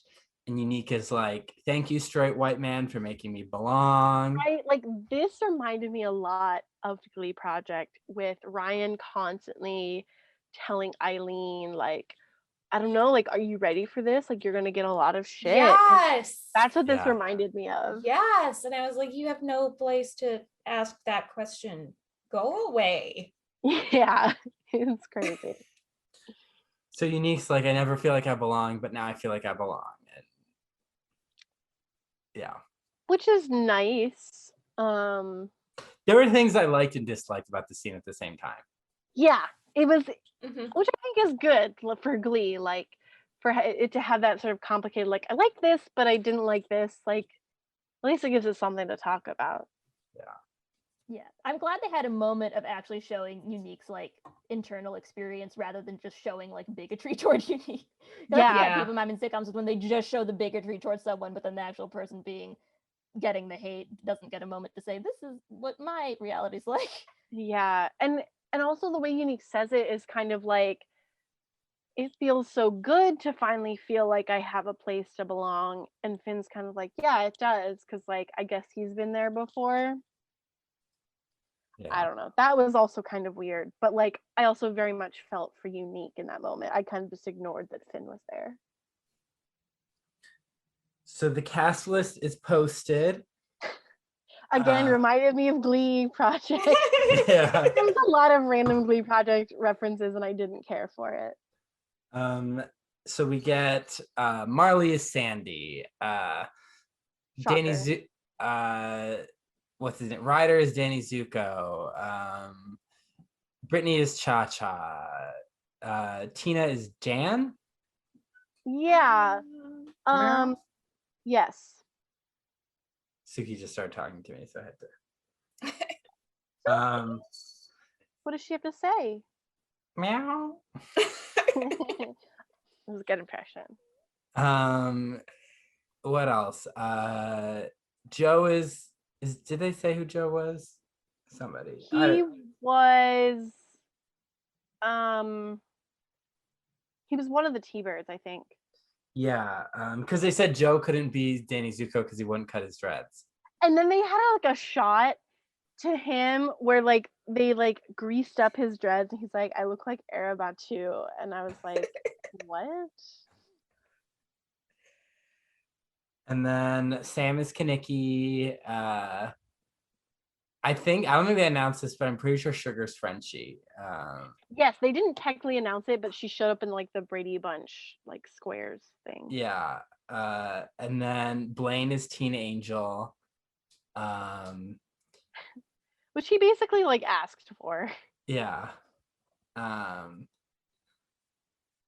then who's Jake? He's Putsy. Putsy. And then He's one of the T-Birds. Kitty looks at the cast list and is like, Patty Simcox. Who the hell is Patty Simcox? And the best part is that Patty Simcox is the annoying cheerleader. Okay, question though. Is this set up when they're like revealing who got what parts and they do like a freeze frame and then put it up in a grid on the screen? Is that a reference to Grease or something? I don't think so, because that's what I was confused about. Like it felt very Brady Bunch to me. But it didn't seem Grease to me, because Grease, how they introduced characters was caricatures of their face. honestly, like, It didn't make sense to me. I don't know. I didn't like it. I thought it I was think- a bad I think decision. the editor really, really just like phoned it in that episode. Or they They're like, wanted a "I'm tired." graphic that people could share on social media of like, here's Oh, the cast list. They wanted something that looked good maybe. on the like review the next day. It was, I don't know. I thought it was really kind Yeah. of aesthetically gross. They Yeah, didn't even because set it up also, right. by the time they got to Patty Simcox, she's in the middle and there's like a weird, awkward space. And I'm like, Yeah, it was not, it felt very amateur for Yes. such a professional television show. Yeah. yes, It looked I like a Zoom agree. call. It looked like Yeah, it That's did. exactly what it looked like. And then so then she's like, I prayed really hard about this. And Joe is like, maybe God was busy helping people with cancer. And she was like, That shut was it, a good Avatar. That was a good comeback. That was like, wow, Joe. Okay. So then Will is telling Finn that he's like, oh, good job on the cast list. I'm going to be going to Washington for a few months, which means we need someone to lead the Glee Club. Why can't it be you? They don't have to be a teacher. They just have to be an adult. And Finn says, I'm not an I'm adult. not an adult. And Okay, I'm like, that should have been like sign number 1. He's not ready for this.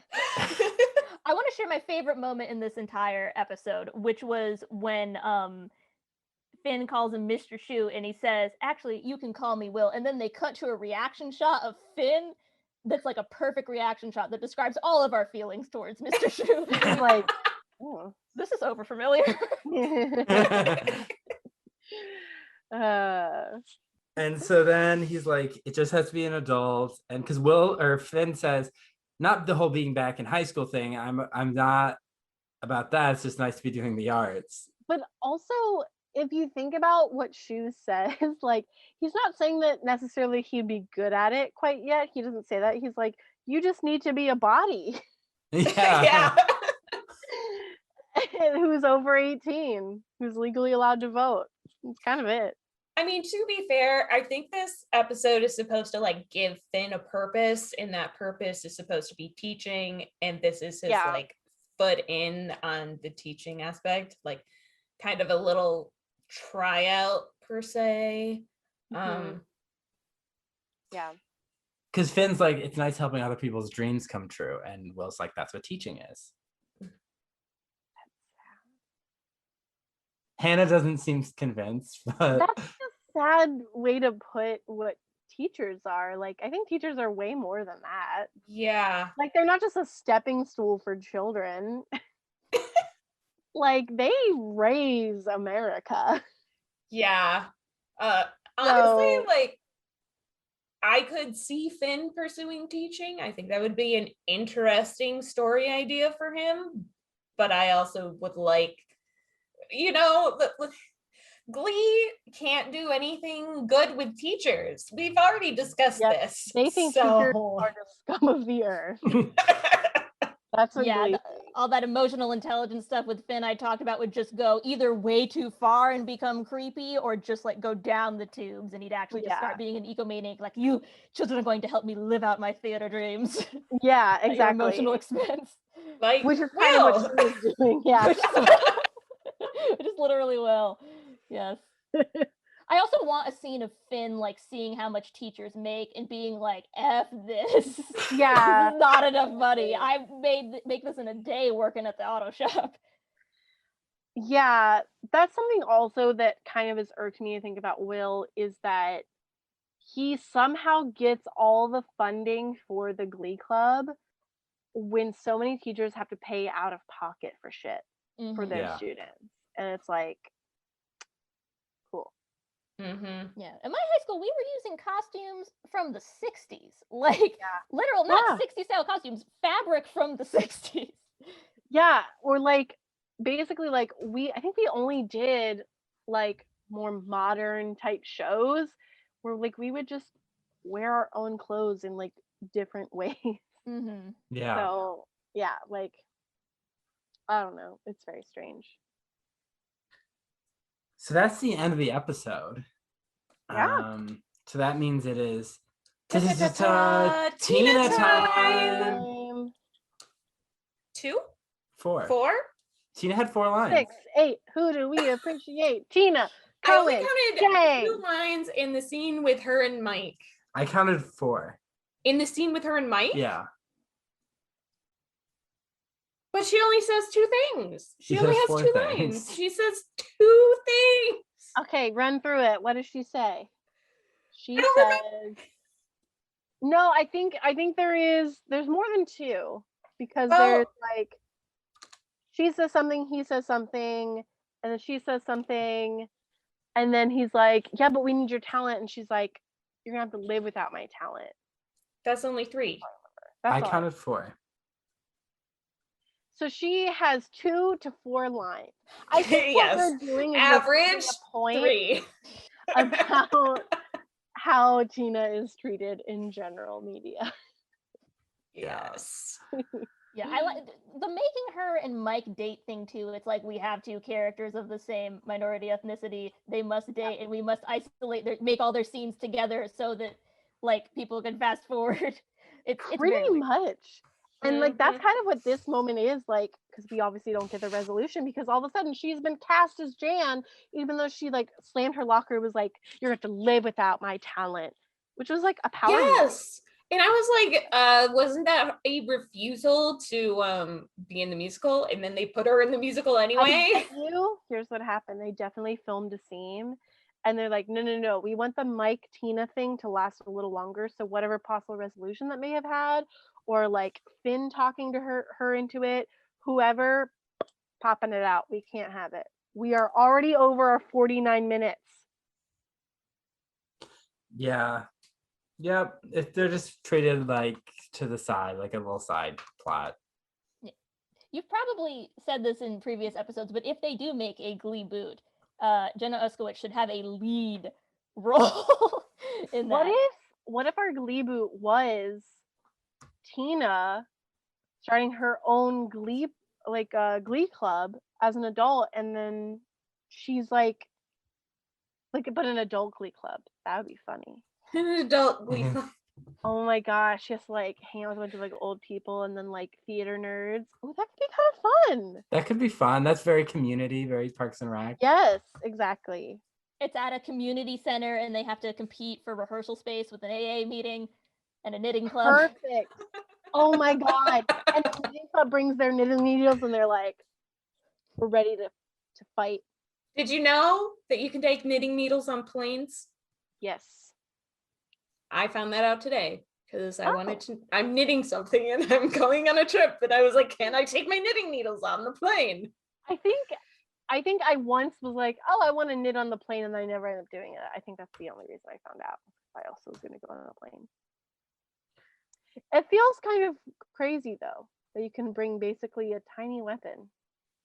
Well, I mean, you puncture hard enough. Fair, like you can't really get into the cockpits anymore. Like that's a no-go. Yeah, I mean, who wants to really kill the pilot? That puts you at danger too, you know.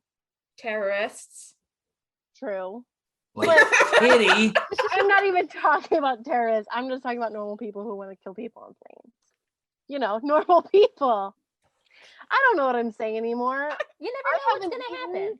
And I've had It's 2 true. glasses of wine. You gotta be prepared. In the last week, there were like 10 instances of somebody having an episode on a plane and getting kicked off because they didn't want to wear a mask. So it's hard out there. Yeah, Okay. true. It's like the Wild West. Yeah. Well, if I bring my knitting needles, I am prepared to defend the rest America. of the passengers from these non-wearing masks. You're like, I'm gonna knit you a mask right now. And Let if me you wear it. They're like, this was gonna be a scarf, but you know what? This will work as a mask too. Except it won't because it has holes in it. Yeah, you're right. Knit them a gag to shove in their mouth so they shut up. How about that? That would work. Yeah. So let's talk about MVPs and LVPs. Elyza, who is your least valuable player this week? My least valuable player this week, and probably every week, is Mr. Shu.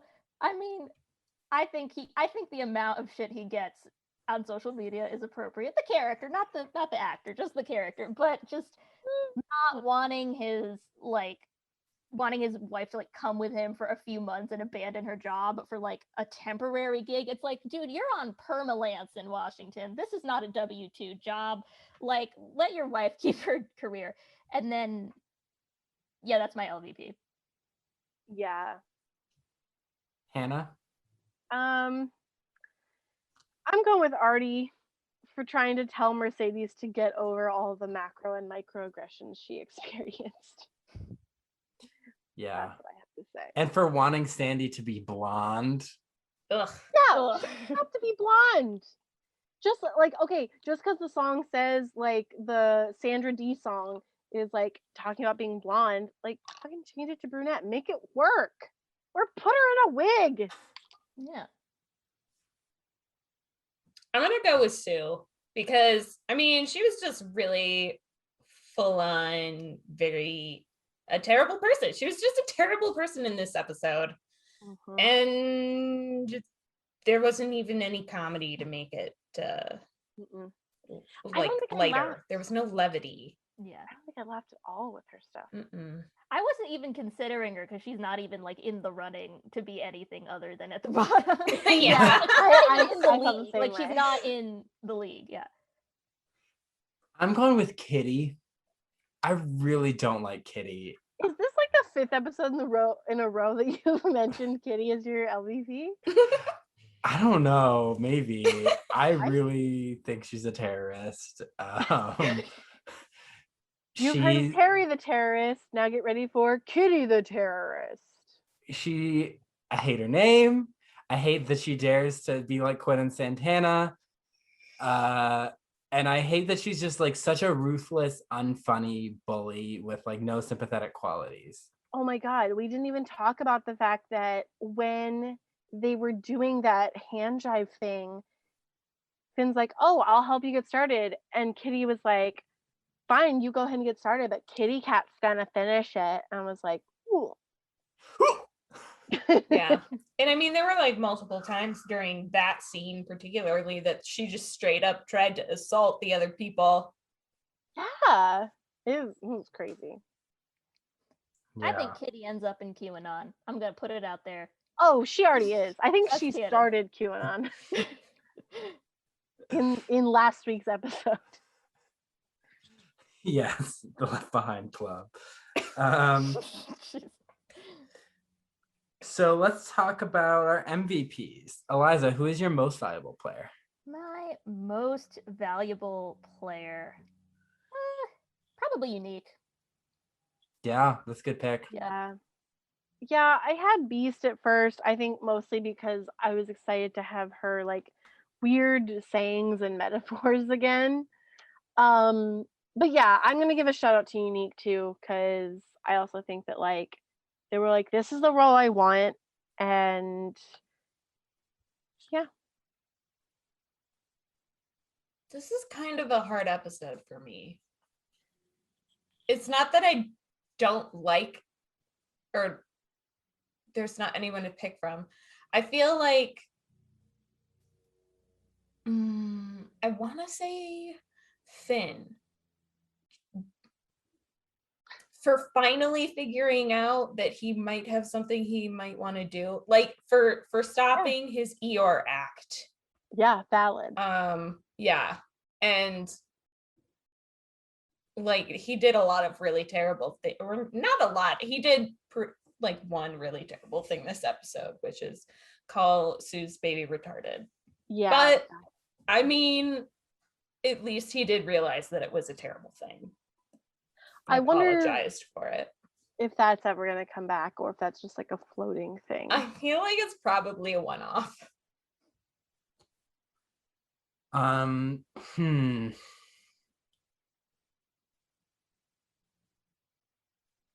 gonna go with Finn for being a way better director than Artie. Mm-hmm. Like who wants to know how Artie would have cast this? It would be a freak show. It would have been Kitty and Ryder as the leads. And then he probably would have put Marley in like the Patty Simcox role, or like the Jan role, and he wouldn't have given Tina a role. He would have made Tina Rizzo or something. He would have made Tina a stagehand. Yeah. Yeah. So thank you, Finn, for saving us from Artie's version of Grease. Oh my Yeah, goodness. really, that's true. Yeah. So let's talk about the music. We have Hopelessly Devoted to You, Blow Me One Last Kiss, Jukebox Hero, Everybody Talks, and Born to Hand Jive. So, Elyza, what was your least favorite song? Least favorite? Oh, absolutely, Hand Jive. That song is emotionally distressing to me normally, but to see a very hectic Hand Jive choreo to it on Glee was just transported me to another state, and it was not a good state. It was one of the many circles of hell. So I did not like that song. When you said state, I was literally thinking Ohio. Yeah. Wow. Wow, that hurt. That's She's like, this is what it feels like to be in Ohio. yeah. I have to say, it's definitely a poorer version of the movie, where like that at least makes sense. Like that whole competition that's happening with the Hand Jive song, but like in this scene, it just doesn't make any sense. So yeah, I'm gonna second that, but I'm also gonna say that my worst song is Everybody Talks, because I do not like that guy's voice. I am so sorry. And also, I really like that song, and I don't think it was a good cover. Like, I personally wouldn't ever listen to it again. I'm going with Hand Jive. I didn't like it as much as I liked any of the other songs. And I want to go out on a limb and say that none of the songs really, like, even though I didn't like Hand Jive as much as any of the other ones, I didn't hate it. So I didn't hate any of the songs. That's pretty good for a Glee episode. Yeah. I'm going with Hand Jive. Those lyrics were weird and upsetting. And It is a weird song. It's not my favorite song from the music either. yeah, and it was just, yeah, it was very hectic. It was very like, ugh. So yeah. All anxiety. Yeah. Hand Jive truly took us down into the River Styx and or the Erie Canal in Ohio, which are the same thing in my brain now. So Elyza, what was your favorite song? Oh, Blow Me One Last Kiss. I mean, honestly, not one of my favorite Pink songs, but I really did like this cover. I also like that it made sense in the context of the show, like they were using it for an audition. And I just thought, like, the harmonies were good, the delivery was good. I also really did like Jukebox Hero, but I think mostly just because of the presentation minus the go-go dancers. But I'd say Blow Me One Last Kiss was really strong. I forgot about Jukebox Hero. I changed my worst song. All right, Jukebox Hero. I hated that one. Never mind, I take back everything I said. I'm gonna go with Hopelessly Devoted to You. I love that song. It's actually probably one of my favorites from Grease. And I thought Blaine did a really good job, because there's definitely like a key change because of he can't reach those high notes that Olivia Newton-John can. I didn't love the performance of it, but I do just love the song, and I thought his cover was really good. So my favorite song is definitely Blow Me One Last Kiss. Yeah, it was great. I thought their harmonies were great. The performance was great. They looked like they were having so much fun together. Totally. And it was super high energy, and I just really liked it. I liked Blow Me One Last Kiss too. I thought it was like basically saying, shove it, Sue, you're a bigot, we're gonna have fun. Even though they changed the lyrics to you had a bad day. I thought it worked though. Yeah, it definitely, it's not Wait, what like is it higher supposed to than be? shit I had a day. shit day. Yeah. Oh, which they okay. couldn't say, of course. So like for a Kids Bop Glee lyric, it's not as bad as Higher Than Any Other. Isn't or it crazy? Everybody Loves Counting. Wait, what is Higher Than Any Other from? Oh my god, the Starships last season, they sang Nicki Minaj's Starships. It was unique. And they couldn't say higher than a motherfucker or mother anything. They said higher than any other. And it was That was really bad. Just say higher than a just do make it a beat riff or drop. something. Yeah. Yeah, it is uncomfortable. That's But King isn't Bach it level. crazy that you can say the word bitch, which is a derogatory term for women, but you can't say shit, That's which a is derogatory word for poop. poop. We did not talk about Finn's mention of poop. He said that singing a song, like a really good song, is like a really good poop. How did we not talk about that? I forgot about that. That is in all caps on my note. Like a really good poop. Anyway. Good point. I'd love to see a list of words you were and were not allowed to say on Fox at like what it was at 9 p.m. in 2013 or whatever. Yeah, it's crazy that like you can say bitch, but you can't say shit. Like one seems more offensive to me than the other. Yeah. Not what everyone thinks. How dare you insult poop that way? Ah, Cullen. All right. So that brings us to the end of the episode. So Elyza, do you have any things you'd like to plug? Yes, please follow me on TikTok at Allyssa Halpern. That's at ELYZAHALPERN. Also, check out Humor Darling. It is a satire magazine, kind of in the style of The Onion or Reductress, but we're a little bit weirder, and it's great. You also have a podcast. I do have a podcast, yes, that I am bringing back. It's called Judging By. The title, it is a show where we, me and a guest, take a movie we've never seen and we try to figure out what it's about based just on the title. Then we go watch the movie and then we come back to talk about how wrong we are, and Cullen may very well be on it very soon, and we will be talking about Camp Rock. Yes, Amazing. I'm so excited. Wait, Yeah. have you never seen Camp Rock? I've never seen Camp Rock. Oh, I've Never. seen Wait, memes. you've never seen Camp Rock? Wow. Wow. All right, this is interesting. I can't wait. Yeah. I've seen some of the memes, like the Joe Jonas lip licking meme, but I don't really know what it's about. Then that might be from Camp Rock too. I'd have to see what his hair looks like in the meme. I can't remember. Yeah, Yeah. I'm excited. Yeah, I chose the one because I feel like there'd be an overlap between Gleeboot audience and people who want to see two people speculate about Camp Rock and then discuss Camp Rock. Well, if you want another guest, that sounds like an amazing podcast. I would also be honored. Oh, absolutely, absolutely. That would be Same. awesome. Well, definitely follow Elyza, but you can also follow us on Instagram, Twitter, and TikTok at GleebootPod. And then you can also follow us on Tumblr, gleebootpod.tumblr.com. You can follow me on TikTok and Instagram at yourboyryan99 and YouTube at YABOI Ryan. You can follow me at a.m.swearingen on Instagram.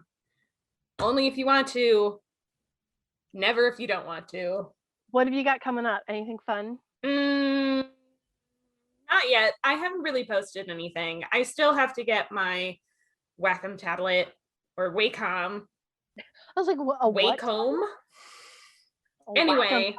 Please call it a Wacom tablet. That's amazing. I'm pretty sure it's Wacom, but I've called it a Wacom ever since I was in college. That's better. Yeah, so after I get that, there should be a lot more art coming. I am knitting a thing, but as we discussed last episode, that's going to take a while. Yes. All So right. yeah, that is the end of our episode. Elyza, thank you so much for coming on. Of course, it's been an honor. Yay. Yes, thank you. And tune in next week to see them put on a musical after 1 week of rehearsals. Please. Yay. Bye. Bye. Bye.